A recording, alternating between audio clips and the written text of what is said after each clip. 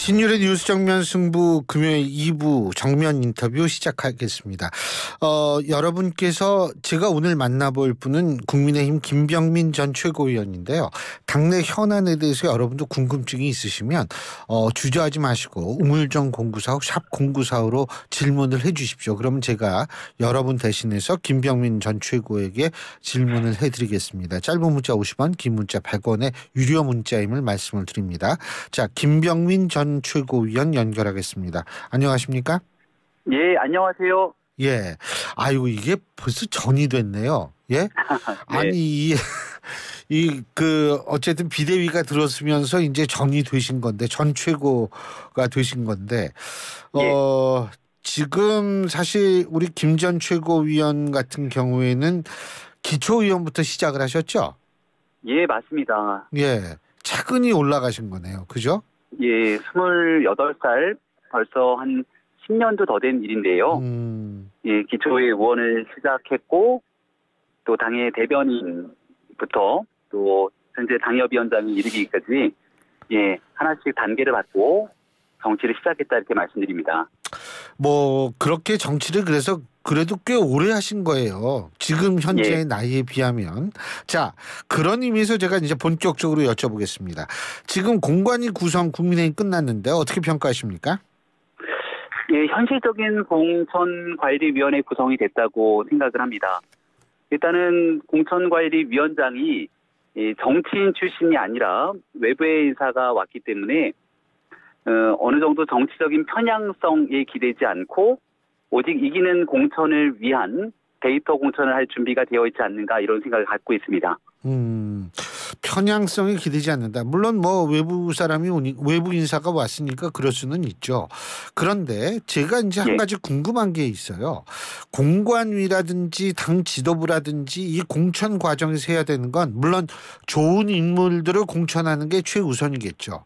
근데 그 다음에 또 중요한 일이 뭐냐면 공천에서는 반드시 탈락자가 생길 수밖에 없는 거 아니겠습니까? 예. 그러면 그 탈락자를 잘 다독이고 그다지 물론 뭐 엄청나게 섭섭하겠지만 더 크게 뭐 예를 들면 분열을 일으키지 않게끔 이거 잘 이끄는 역할도 해야 될 것 같은데 자 국민의힘 비대위원장 한동훈 비대위원장도 비정치인이다 이제 정치 시작한 분이에요.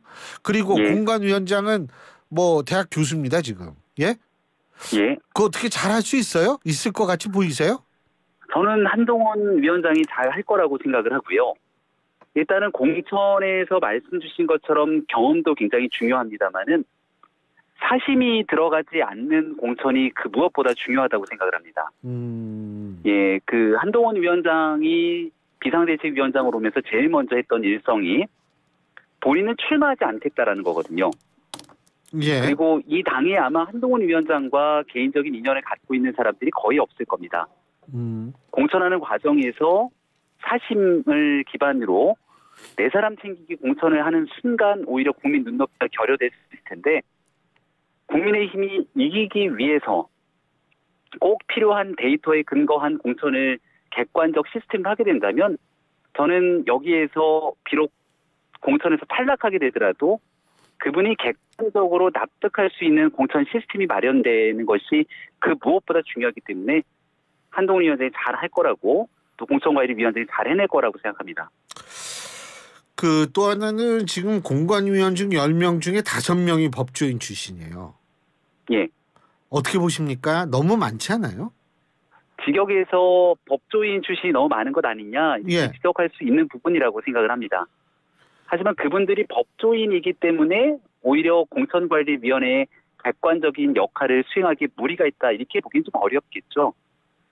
다양성을 담보로 정치와 조금 거리가 있는 여러분들이 모일 수도 있겠습니다만 제일 중요한 건 이길 수 있는 공천이라고 하는 절대 명제를 바탕으로 그 역할을 객관적이고 공정하게 수행해내는 일이라고 생각합니다. 이제 인선이 되고 첫걸음을 뛴 만큼 과연 어떤 기준을 가지고 공천을 해나갈지 그 결과치 보면서 평가해도 늦지 않는다 이렇게 생각합니다. 이길 수 있는 공천 말씀하셨는데 이길 수 있는 공천을 하기 위해서는 국민 눈높이를 잘하고 여론을 잘 쫓아가고 뭐 이렇게 돼야 되는 거 아니겠어요? 그죠? 예? 네, 맞습니다. 근데 좀 그 껄끄러운 질문이 될 수도 있겠습니다만 김건희 여사 특검법에 대한 거부권에 대한 국민 여론이 그렇게 호의적이지만은 않은 것 같습니다. 어떻게 보십니까? 예, 말씀 주신 것처럼 대통령 배우자에 관련된 내용 속에서 국민들의 비판적인 의견이 있다는 점도 잘 알고 있습니다. 하지만 역으로 총선이 4월 달인데 이 총선 내내 이 미래지향적인 정책 아젠다 중심으로 선거를 치르는 게 아니라 오직 한 가지 이슈만을 바탕으로 네거티브 요소의 정쟁 특검을 끌고 가는 게 결국 총선용을 의식한 정치가 아니냐, 이런 비판적 요소도 있다는 점 부인할 수 없을 거라고 봅니다. 그래서 특검을 받기는 어려움이 있었습니다만 대통령실에 대한 과거의 기조를 좀 변경하고 또 대통령 가족에 대해서도 견제와 균형을 맞출 수 있는 제도와 시스템의 보완, 이런 일이 필요하다는 목소리들이 당 내에서도 나오고 있고 또 대통령실도 변화의 기류가 있다라는 생각이 듭니다. 그 김병민 최고위원님, 그 요새 AI 그 스토어가 생긴 거 아세요? 저는 그러니까 챗GPT 같은 챗GPT 스토어인데 이 스토어가 생겨가지고 원하는 저거 AI 그걸 만들어낸다는 거예요. 근데 네. 있잖아요. 객관적이고 데이터에 의한 공천 말씀하셨지 않습니까? 예? 예. 그러면은 그 우리가 이 AI 시스템을 통해 가지고 AI 프로그램을 하나 만들어 가지고 공천하는 게 낫지 않겠어요? 어떻게 보세요? 예, 뭐 의미 있는 제안이 될 수도 있겠습니다만은 의미 있는 제안. 정치는 결국 사람이 하는 것 아니겠습니까? 예. 예, 이 공천 과정에서는 객관적인 데이터는 가장 기본이 돼야 되는 거고요. 예. 하지만 거기에서 파생될 수 있는 사람 간의 갈등과 분열, 이런 요소들이 오히려 국민들 눈높이에 어긋나는 엉뚱한 정치로 이어질 수도 있습니다. 그런 건 AI 기술이 아무리 발달하더라도 이 기계가 해내지 못하는 일들이기 때문에 그걸 사람이 공감 능력을 바탕으로 잘 해내는 공간의 활동이 중요하지 않을까 생각합니다. 지금요. 국민의힘 입장에서 볼 때 그 더불어민주당의 공천, 아직 공천은 시작 안 했습니다만 공천 자격 심사 가지고 논란이 좀 있는 것 같아요. 어떻게 평가하시겠습니까? 네, 이것도 마찬가지로 객관적인 자격 심사가 이루어지게 된다면 큰 문제는 없겠습니다만 이재명 대표를 중심으로 하고 있는 특정 진영과 계파에게 유리한 자격 심사가 이루어지고 있다, 이런 비판이 민주당 내에서 나오고 있죠.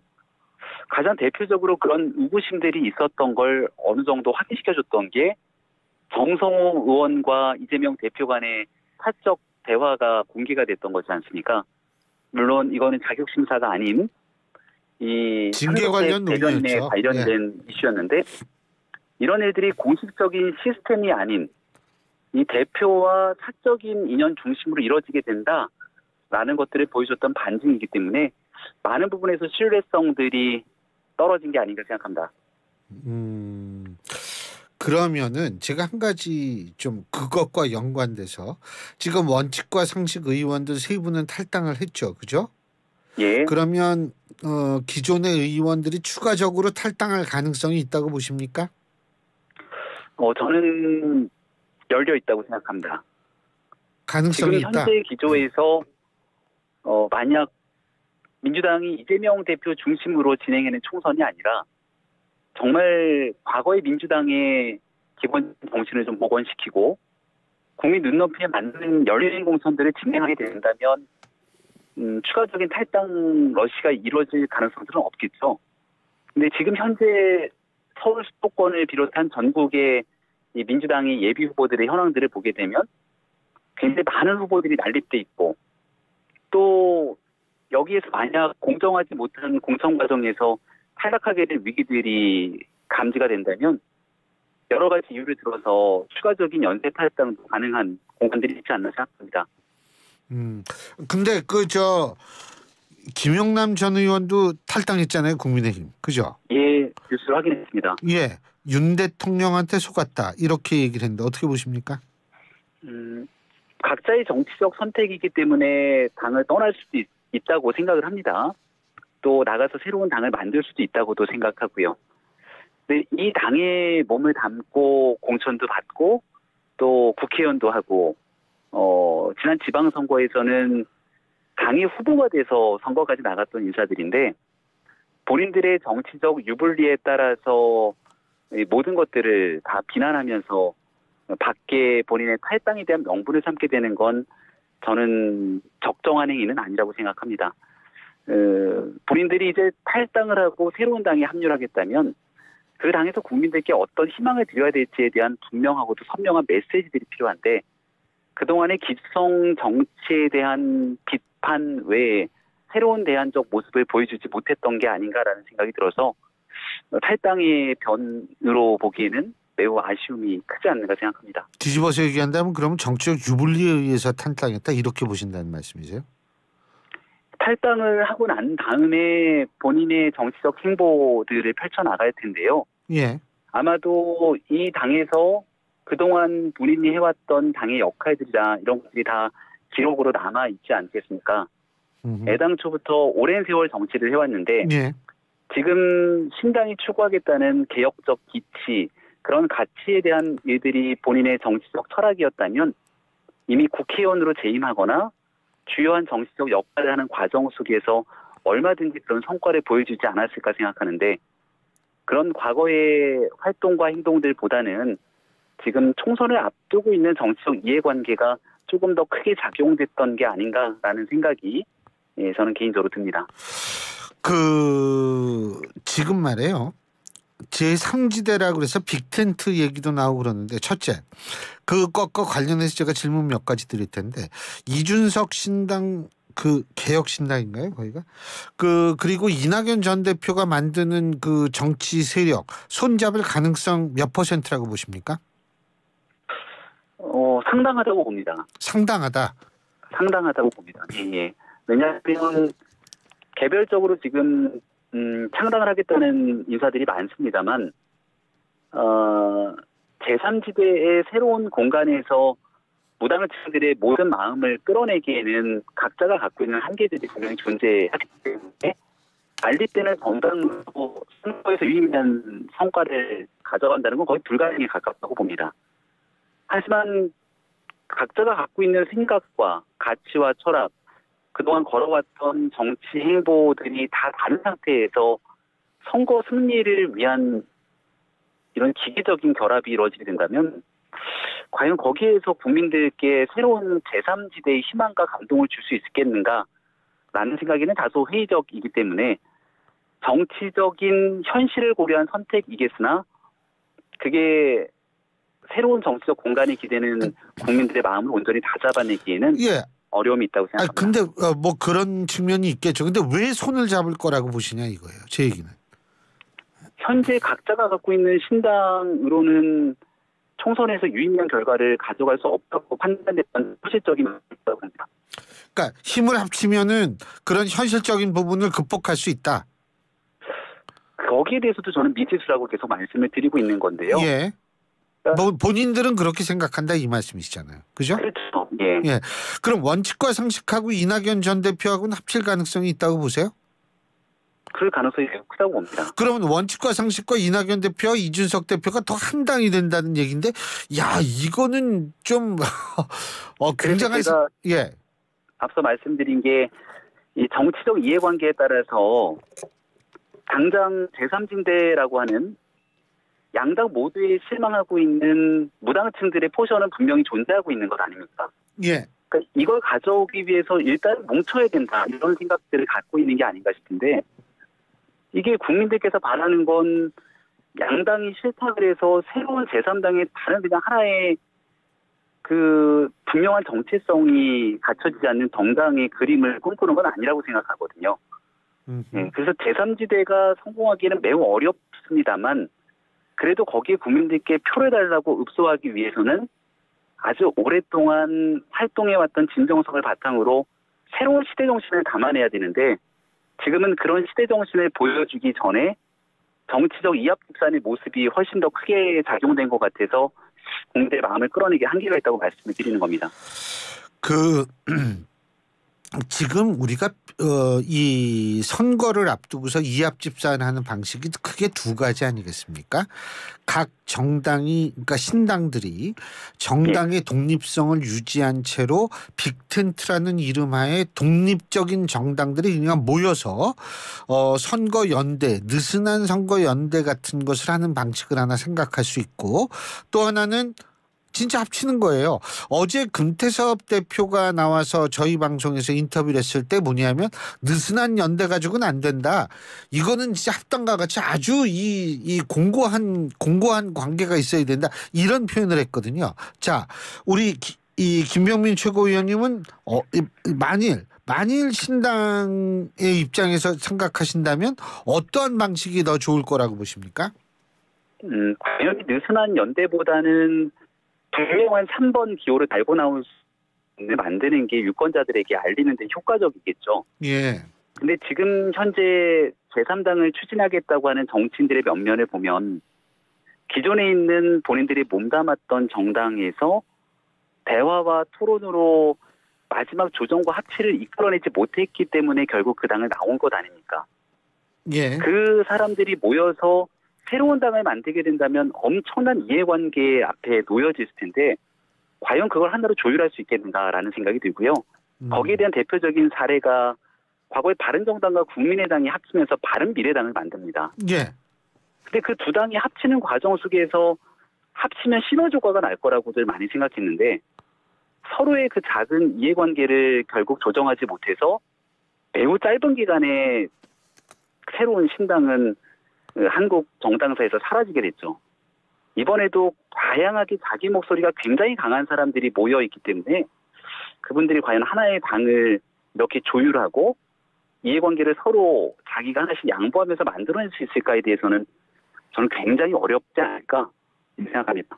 그러니까 결국은 어떤 식으로 그게 느슨한 연대가 됐던 아니면 굉장히 긴밀한 관계를 만들든 간에 그 안에서의 분란이라는 것은 피할 수 없다. 이렇게 이해도 되겠습니까? 이라는 표현보다는 아무튼 그 어려운 이해관계 조정에 어려움이 있을 것 같다는 생각입니다. 예. 아니 근데 어쨌든 민주당 근데 아까 기호 3번 말씀하셨는데요. 예? 예. 기호 3번이 되려면 정의당보다는 의원 수가 많아야 되잖아요. 그죠? 네. 그렇게 될 수 있는 정당이 출연할 거라고 보시는 거죠, 그러니까. 저는 쉽지는 않다고 봅니다만 그래도 정의당이 갖고 있는 의석이 그렇게 거대한 의석은 아니기 때문에 예. 네, 그 이상 가는 의석으로 3당이 만들어지는 건 그렇게 어려운 일은 아니라고 봅니다. 알겠습니다. 자, 또 다른 문제 좀 여쭤볼 텐데요. 지금 민주당은 이재명 대표에 대한 테러, 피습 사건을 전면 재수사해라 이렇게 촉구하고 있는데 어떻게 보십니까? 재난을 정쟁화시켜서는 안 된다 이런 정치권의 목소리들이 있었고 또 이렇게 이재명 대표가 정치적 테러를 당한 사건인데 예. 여기에 대해서 정치적으로 이 문제를 너무 강하게 이용하려 해서도 안 된다고 생각을 합니다. 경찰은 당연히 투명하고 모든 것 한 점 의혹 없는 수사를 해야 되는 건 당연하고요. 또 그러기 위한 노력을 하고 있다고 생각을 합니다. 예, 이재명 대표가 어느 정도 좀 회복도 하신 것 같고 앞으로도 더 건강을 회복하는 일에 가야 된다는 데는 아무도 이견이 없을 텐데 이재명 대표가 아직 말씀을 할 수 있는 상황은 아니랍니다. 그래서 더 빠르게 회복하기를 바랍니다만 이거를 이제 정치적으로 너무 강하게 이용한다. 예. 뭐 이런 식의 뉘앙스가 비춰서는 정치적으로도 민주당에게 큰 도움이 되지 않는다라고 생각합니다. 지금 당적 공개도 또 중요한 부분인데 어떻게 보십니까? 범인의 당적 공개요? 예, 당적 공개는 아마 현행법에 따라서 경찰은 진행하고 있겠습니다만 결국은 나중에 재판 과정을 통해서 관련된 내용들은 하나둘씩 다 국민께 공개가 되지 않겠습니까? 예. 경찰 입장에서도 수사하는 일들이 정치적으로 굉장히 큰 부담감들을 좀 안고 있는 게 아닌가 싶어서 가능한 한 이 법적인 테두리 공간들을 벗어나는 융통성을 발휘하는 데 한계가 놓여져 있는 겁니다. 예. 그리고 한 가지 더. 오늘 그 판결이 나오지 않았습니까? 예. 이른바 바이든 날리면 발언 보도에 대한 1심 판결이 나왔는데 어떻게 보십니까? 당연히 뭐 대통령실 입장에서는 판결을 존중한다 이렇게 메시지가 나온 걸 봤고요. 예. 그리고 그 당시에 내용이 명확하게 정리가 되지 않았음에도 불구하고 그렇게 일방적으로 확정적으로 보도가 됐던 것들에 대한 문제 제기가 외교적으로도 있을 수 있기 때문에 거기에 대한 객관적인 이 재판부의 판결이 나온 게 아닌가 생각합니다. 다만 이 언론의 보도 과정들이 이제 재판 과정들을 거치면서 다시금 과거에 있었던 안주원 문제가 회자되는 건 정치적으로도 바람직하지 않기 때문에 안주원 문제라는 게 뭐죠? 재판 과정들을 거치면서 우리에게 필요한 건 다음번에 비슷한 일이 발생했을 때 이런 일들에 대한 재발 방지에 대한 대책을 마련하는 일이라고 보거든요. 거기에 대한 경각심들을 좀 일깨워줄 수 있는 판결이 아니었는가 생각합니다. 안 좋은 일들이라고 말씀하셨는데 그게 뭐를 의미하죠? 그러니까 대통령의 그 발언 논란 말씀하시는 겁니까? 그러니까 제가 말씀드리는 건 정치적으로 이제 논란이 될 수 있는 발언들이 있습니다만 그 발언이 명확하게 확인 과정들을 거치면서 보도하게 되는 게 언론의 책무 아니겠습니까? 예. 근데 그 내용들이 일방적인 처리가 되면서 보도가 되면서 더 큰 혼란, 또 외교적인 문제들이 발생했기 때문에 정확하게 보도 과정에서 그 내용들을 더 꼼꼼하게 짚어야 된다는 말씀드립니다. 예, 오늘 말씀 잘 들었습니다. 고맙습니다. 네, 고맙습니다. 지금까지 국민의힘 김병민 전 최고위원이었습니다.